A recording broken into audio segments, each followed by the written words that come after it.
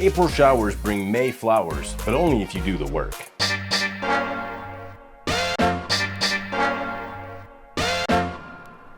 What's up everybody, welcome back to my channel. My name is Boss. I'm a gardener and a lover of all things spicy.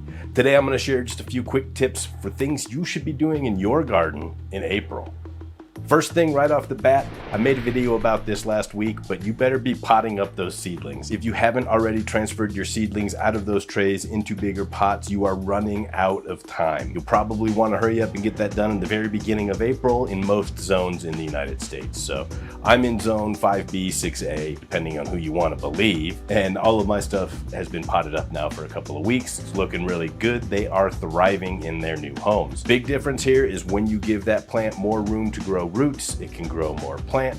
You will be better off if you don't transplant too late, but you also don't want to transplant too early. I talk a little bit about that in this video that I'll leave a link for somewhere up here if I remember to do that thing. Otherwise, just check my channel. If you haven't already, hit subscribe and you won't miss any of these videos. The number 2 garden thing that I'm doing here in April is starting to plant some seeds outside.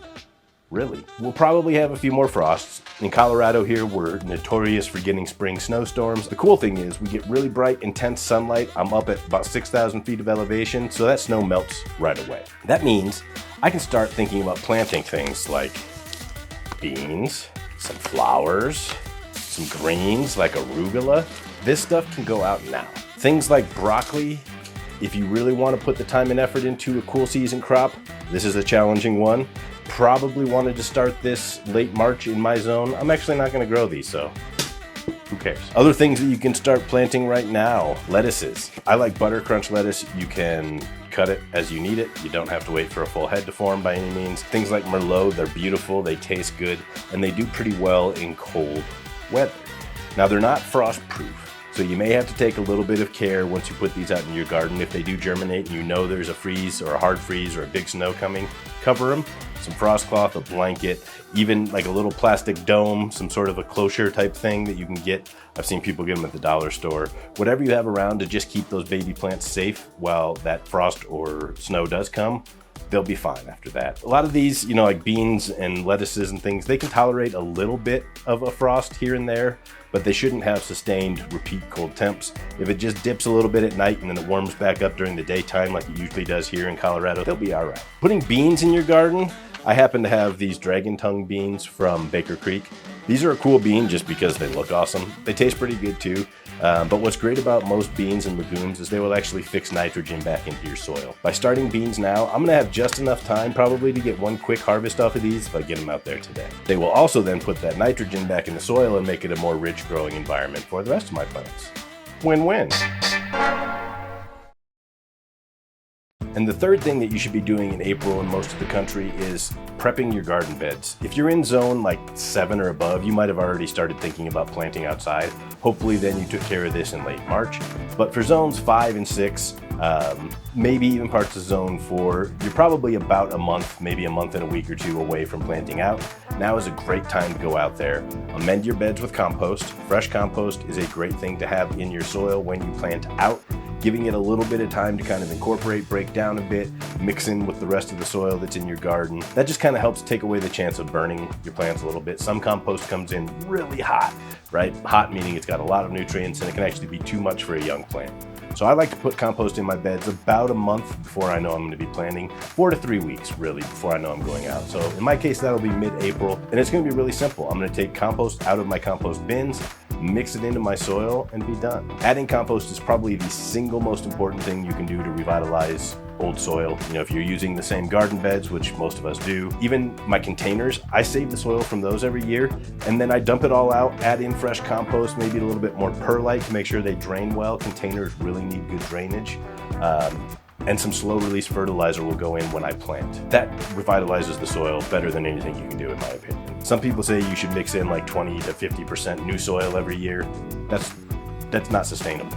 You end up then having to dispose of a lot of soil. You end up having to buy a lot of soil every year. Compost, best thing you can do. Mix it into your soil, you'll have plenty of organic material, and when you're ready to plant out in May, it's going to be nice. And a quick bonus tip, one other thing that I always see in April is great deals on things like mulch, topsoil in bags, garden soil in bags.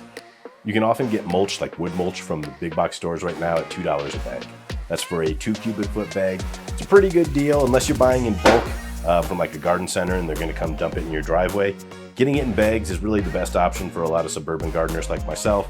Kind of a pain in the butt depending on how much you need, but every year or two I have to go in and buy maybe another dozen bags, just kind of top dress the areas of my garden where I do use that mulch. Because over time it breaks down, it works its way into the soil and actually provides some nutrients. Some people say don't use colored mulch around your plants. It's non-toxic. It's not like they're filling it with like lead paint to make it, brown or red or whatever. It does fade away over time, so whatever dye they use is obviously going to leach into your soil with rain. Something to consider if you're really sensitive to dyes or anything like that, but I just buy the big box $2 a bag mulch when I need to, and it makes my yard look nice.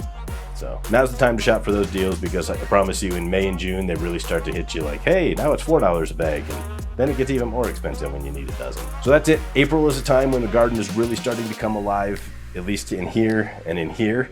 Most parts of the country still have some risk of freeze and frost, but if you're in one of those zones in the southern part of the United States, hopefully you have already gotten plants outside. You're kicking off a great 2024 garden season. For the rest of us in zones, 6 and below, our time is coming soon. And we will all have a great 2024 because plants help us grow. Oh yeah, melons. So melons you can actually plant now. I don't recommend transplanting those. I've had mixed success trying to plant those before my last frost outside. They really need frost protection. Otherwise, as soon as you're pretty confident that the last frost danger has passed, go ahead and get your melons out in the ground. They do not like being transplanted, so best to grow them where they're going to be. That goes for most cucurbits. Cucumbers, zucchinis, pumpkins, all that kind of stuff.